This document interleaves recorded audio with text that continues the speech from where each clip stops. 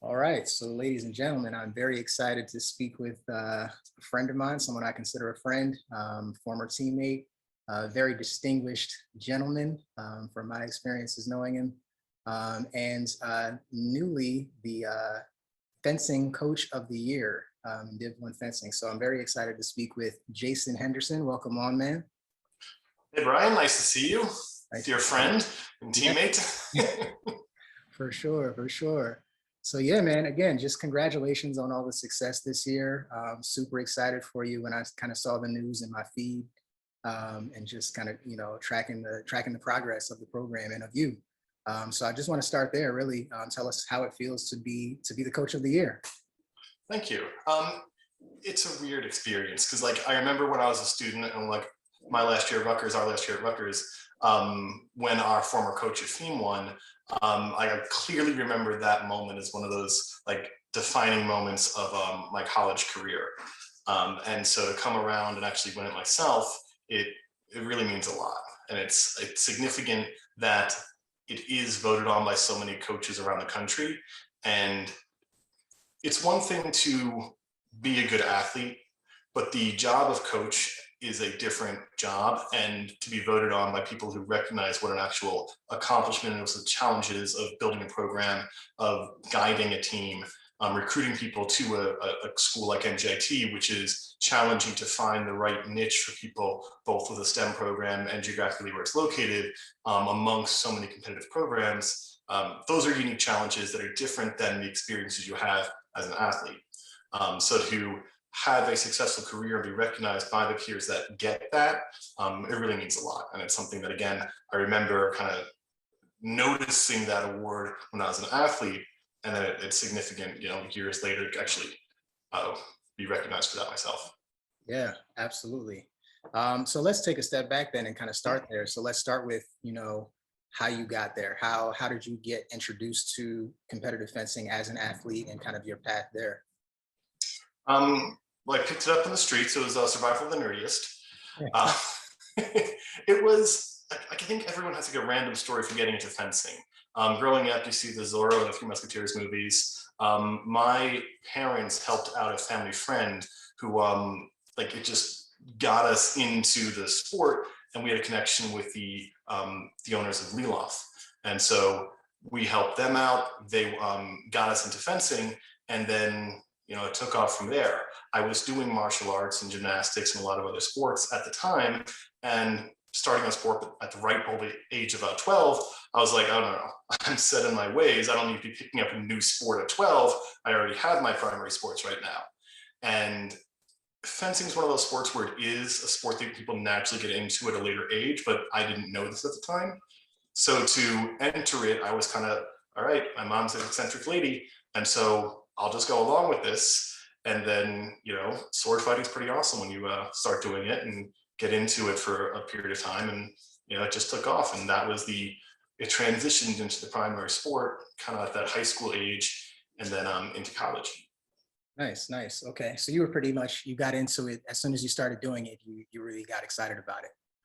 I did. Within that first year, it's kind of like, oh, this can actually take me to national tournaments and international tournaments, and it really took off. Because I had a head start in fencing because I was already a black belt in martial arts. So the act of doing combat, that was already, I had experience with that. The core coordination from gymnastics and other sports, I had that foundation, which is really important to have. And so by the time I entered fencing, I wasn't a non-athlete. I was an experienced athlete for 7 years at the time.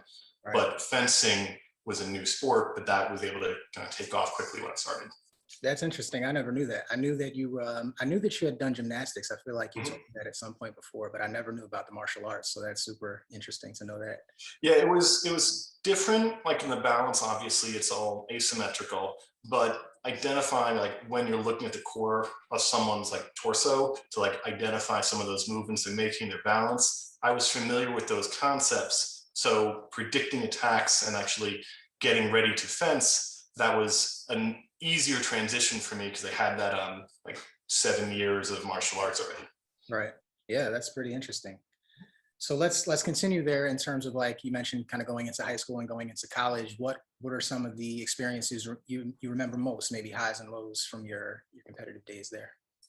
It was a great experience. I homeschooled my entire career prior to college. So going to a school like Rutgers it's a big university. For me, going to Rutgers actually worked out really well because I never expected to know everyone in the street. I think for me, it would have been a little bit stranger if I was going from a class of one to a class of maybe like a couple hundred, where you do know everyone's business and you do recognize everyone and everyone has that drama. At Rutgers, it's like, no, I recognize people, but I don't know everyone that I'm going to be around. But then you have pockets like on the fencing team, or you can build other communities. And that was a strong benefit for me when I was in school, to have that built-in connection with people that, you have that team environment. Yeah, I never thought about that either. That's pretty interesting. Like transitioning from being homeschooled into a large university like Rutgers with that Yeah. experience.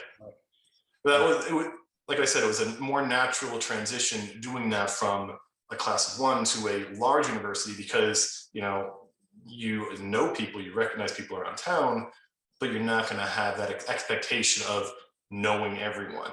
Yeah. Like for me, things like eating in a dining hall was kind of foreign, because like that was just like not what I'm accustomed to. Yeah. But going to class, like, all right, you sit in a lecture hall, you kind of focus on the professor. That wasn't really the moments that were a little bit strange for me. It was like, it would have been more strange going and like knowing everyone's business in the smaller school. The bigger school is actually, like, for me, it worked well. Yeah. And just thinking about that now, fencing is almost kind of like a microcosm of that experience, because you're competing individually, but you're still on a team and your results impact the team's results. So like you're able to kind of be in your own world in some ways, but you're still in this larger community, like you said, where the world doesn't exactly know you as a fencer unless they're in that community, you know what I'm saying? Unless they're connected to that community somehow. So you still have a little bit of privacy and things like that. So that's kind of interesting to make that connection there.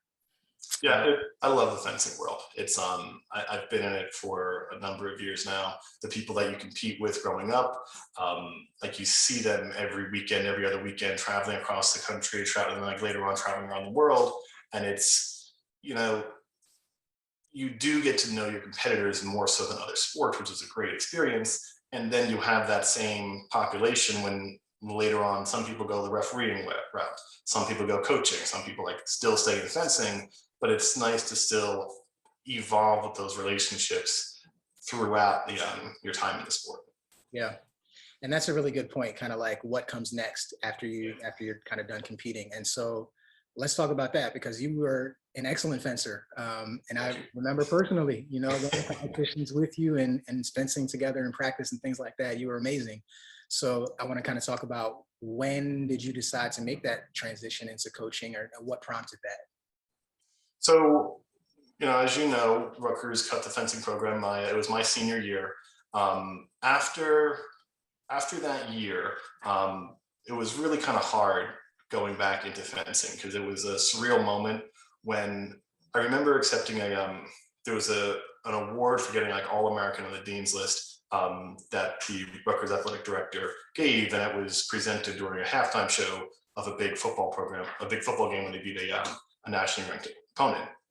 And he was talking about how proud he was of athletes that could balance their academics and athletics at the same time and succeed in both areas. And for me, it was like a surreal moment, because you pour your heart and soul into a sport and you try to go and balance the time management of doing the academics, doing the sport. I was also like working on the side to pay for school. And to have your sport like kind of unceremoniously cut like that, it hurts. And it's a weird experience that like kind of just people didn't care. So going from there, I tried to compete a little bit right after school. And I remember going to this first competition and breaking a blade, and I was like, oh God, this is expensive. I need to get a job and pay for these blades, because wow, this is a lot. So I took some time off. I got my master's degree, and I was coming back into New Jersey, and my former coach, our former coach, Yafim, he was transitioned from Rutgers to NJIT. And so he called me up to see if I wanted to be the assistant coach at NJIT, because they had just made the transition from Division III to Division I, and they were looking to rebuild the program. He's a phenomenal technical coach, but his personality wasn't the type to kind of like go in and sell people the vision for where this program can be down the road. And he knew that, when I worked with him as a captain, that it would be a good relationship to help foster that growth. For me, it was kind of like, wow, this is going to be an uphill battle. It's like we have a new Division III program, but Division I program, but the fencers are still that Division III mindset, and people join Division III programs with different priorities in mind. It's like you can be a phenomenal fencer that's going to Division III program, but you're viewing the sport as a mental break from that academic focus you have. Division I, you're trying to challenge yourself in both areas and succeed in both, and that's the challenge in itself. Division III is, no, I'm good at this sport, I'm competitive with other colleges, but push come to shove, my priority is going to be the academics or my career focus, and like you still want to have the opportunities to compete, but that's just the different priority there. So the alums, the current students of that Division III program that we had historically, that was transitioning to Division I, and it's selling that new vision for the program, that new identity you're trying to create, where the whole fencing community, that's a really tight-knit community that has a long history and long-standing views about what the program represents. Changing that takes time. It takes years to really build upon that. Going to recruiting events, we are having to work with the high school coaches and the high school athletes to change that perception about the school and where it's going, not only in the credibility, but also in like just what that school represents in the minds of that in this community. Yeah, that's a lot. That's a lot to take on as a starting out, you know what I mean? Yeah. Like that being your first experience. So talk a little bit about how did you approach that? What kinds of things did you say or do to get, student athletes to buy in, to get your other staff members to buy in? What was that like for you? I mean, honestly, it's a lot of trial and error. I mean, you don't go into it understanding even what the problem was or what the perception was in the program back when it was starting. Like in hindsight back, like from now looking back, I understand why things led to like that progression. But at the time, it's just like, all right, I'm going to be a workhorse and go out there and recruit and drive 2 hours to go and like meet with some of the athletes that are at least interested in the school and try to get them on board. Getting some of those initial recruits that are just like they themselves might want to come to NJIT, and then actually getting here, signing them, but then having them transfer because this program itself didn't have that infrastructure to support such a high caliber of athlete. And that took some reflection about, okay, I can't just go and sell a program and sell a vision if I can't deliver that when it's actually here. So it took some time to, okay, instead of just like buying people because of scholarships, it actually has to be working to organically grow the program where you're getting good people, but getting good people with this is an opportunity to get like a scholarship and to be part of a team where we're actually trying to move forward. So you get enough of them engaged and excited about this vision, and you're finding the people that are, maybe those C's or maybe the B's where they wouldn't normally have an opportunity for a scholarship, but this is a opportunity to get a scholarship and be part of a developmental program. One of the things that I mentioned with recruits that I talked to is that I'm not looking for people in our program that want to just be another cog in the wheel of an established program where like, I know I'm going to go to this program and be successful, or the school is likely to be successful, whether I'm like adding to that or not. The people that we looked for, especially early on, are the ones that really want to have that, I made this happen. And forever in their life, it's whether we got from, the bottom rung up to the next highest tier, and then the next generation takes it even higher. The personality trait is they take pride in moving that needle forward and making that progress. And then also being proud of, because you were able to get this step here, the next generation to be able to take it further. And then you constantly build upon that, where each generation is really impacting what's happening here. Yeah. And like the people that took that initial chance and like believed in the vision, especially because I already had the experience of people that believed in the vision, and then I wasn't able to deliver. So the ones after that where again, I'm trying to convince and sell and like share the vision for the program and deliver with that like kind of first generation of people that really made it happen.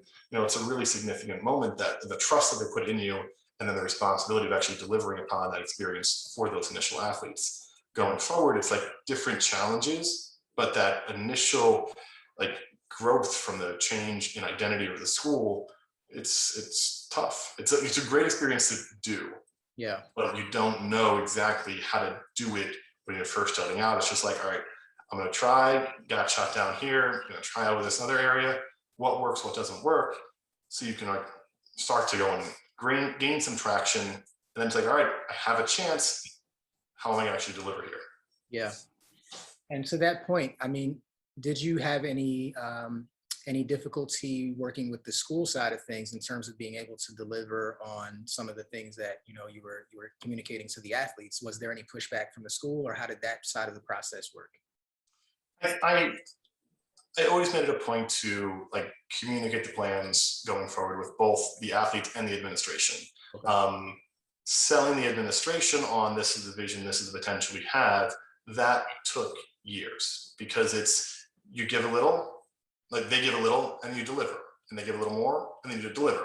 And it's building up that track record, which takes, a long time to actually develop the athletes. And like you say like, all right, over a 3-year period, you take someone that like kind of it grows, but there is a lot of days in between that 3-year period where it's like making sure you're delivering each day, and the little things that might come up here and there. It's, the scale and the scope of what you have to do is challenging. Yeah. So they were supportive of it. They didn't like give you everything when you start, but they want you to succeed, and they like are looking for opportunities. Fencing is a good sport to develop like this, because you can make really good accomplishments as a single athlete. Mm-hmm. So you can get one good athlete that can make good accomplishments themselves, and then that starts to go and add the credibility in the mind of that a greater community. Yeah. Now it's not only that one athlete, and there's a lot of complications with like scheduling with other schools, because they have this power rating system, which it disincentivizes people from fencing schools with an average that is too weak.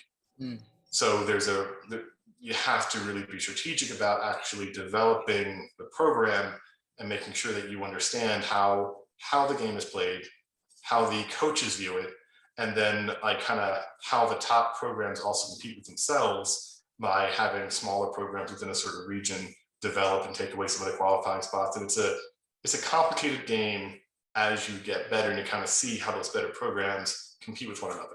Yeah. It's not just the like competing school for school. It's a lot of also, hey, can we fence this other school in a different region, help out their season, and then they have a better shot of like themselves qualifying people to nationals. Yeah. And then if that other developing program qualifies more people to nationals, great for them. It looks good because it's a fun, newsworthy event. But then also you have some of those programs that are, all right, well, now you're eliminating some of the competition from those top schools so they can't qualify the full roster. Right. So those are some of the strategic games that the top schools are playing amongst themselves, in addition to the, all right, we're going to go and train our fencers to be the best that they can be. So kind of when I first saw it, I was like, wow, that is, I had no idea that that's kind of what those top programs are doing. But it's just like the layers of development, like the challenges I had, the challenges that other kind of established programs do, and the challenges that the top programs have. There's always like kind of different levels and different strategy to have when you're kind of rising up the levels. Yeah, that's not even something I would have thought about, but that's super interesting to hear you speak about, like, strategizing not just in terms of the actual sport and the actual recruiting, but with your peers, with your coaching community, and with the other programs. So, wow, that's multi-layered, to say. Yes, and it keeps it fun. And then like the recruiting, you don't want to like, you want to really be honest and like kind of radically honest with the athletes you're bringing in, because the successful program happens when you bring in an athlete that knows what they're going to expect when they arrive on campus, and you can deliver upon that expectation, and then they succeed. And they succeed, and they're really happy and involved with the program going forward because you communicated successfully what you're all about. Mm-hmm. Now, we have a very niche program, but you want to make sure that no matter which program people are going to, that they know what they're going to get in this program. If you talk to them and they're not a good fit, then you let them know, and you don't try to sell them and convince them of something that's not really going to be a good situation here because they're not looking for that. And then because the other schools know that there are different fits for different reasons, you have a really good relationship with the other coaches. And yeah, just like any sport, you still want to win, but it's a long-term game, and you're not trying to like develop a bad reputation because like for short-term victories. That, integrity and that kind of long-term growth is really important. And then, you be smart about it. You strategize and kind of play that game. Yeah. And as the more you talk, the more I think about it. I think like New Jersey is probably one of the most unique states for something like this to happen, because there's such a large pool of high school fencers. There's so many schools, thinking about just the amount of fencers that are available in New Jersey specifically.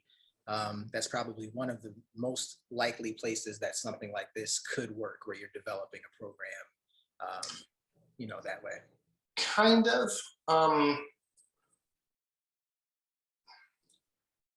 Yes and no. I think that we have an advantage because we have a lot of clubs, and there's a lot of opportunities for fencers to come and actually get good experience, getting good bouts, and they're going to like a rock or an open on the weekend. We're not having a college competition.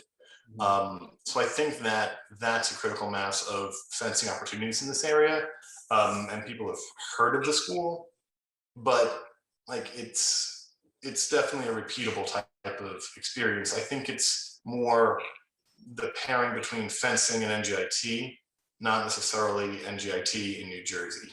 Okay. Because I think that there's enough fencers that want to, like, even if they're learning to fence in New Jersey, there are enough of those fencers that want to go out of state. And like, if you're recruiting those fencers, like, yes, it helps being here, but I think that that's still like a developing program could still use the same tools to succeed elsewhere. Okay, that's a good point. So let's talk a little bit about that then. Looking back at your progression, what advice or suggestions would you give to someone interested in coaching at the college level?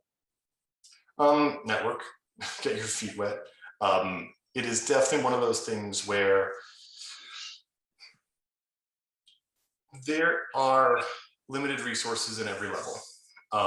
So there are good positions that are like lucrative and rewarding, and getting a nice like job being a head coach at a university, that's a good position to be in, but it takes time to get to that point.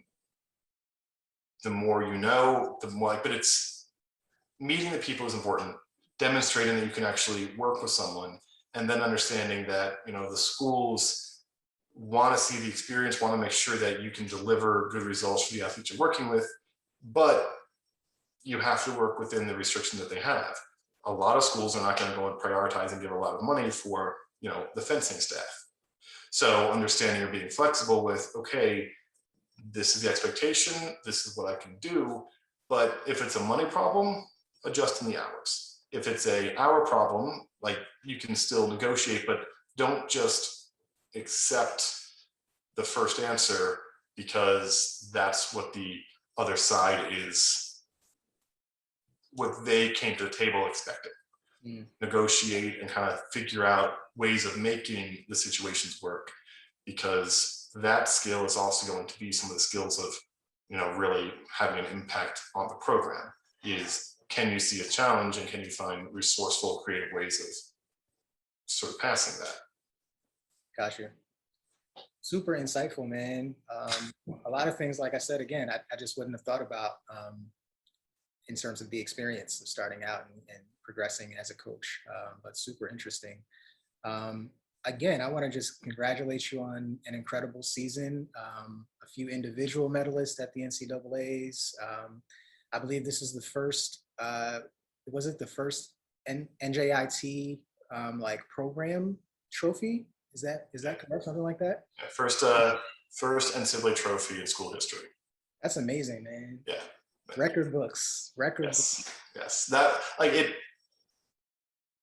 The number of All-Americans we had, the first trophy, the Elite 90 award. I mean, there were like, we had a great year, and like each individual accomplishment was in and of itself like really amazing to give.